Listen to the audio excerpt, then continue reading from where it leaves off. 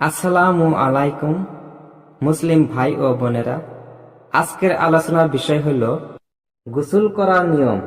প্রথমে গোসলের নিয়ত করে বিসমিল্লাহ বলে উভয় হাতের কুজি পর্যন্ত ধৌত করবে। এরপর গুপ্তাঙ্গ ধৌত করবে, তারপর উজু করবে। উজুতে উত্তম রূপে গড়গড়ার সাথে কুলি করবে। রোজাদার হলে শুধু কুলি করবে, গড়গড়া করবে না। 3 বার কুলি করা সুন্নত। তারপর 3 বার নাকে পানি দিয়ে নাক পরিষ্কার করবে। উজুতে ঘাড় মাথা পর্যন্ত সমাধা করে সর্ব শরীরে প্রথমে মাথায়, তারপর ডান কাঁধে, তারপর বাম কাঁধে এমনই ভাবে পানি ঢেলে দিবে যাতে সর্ব শরীর ও পায়ের নিচ পর্যন্ত ধুয়ে পরিষ্কার হয়ে যায়। শরীরের কোনো অংশ যেন বাদ না যায়।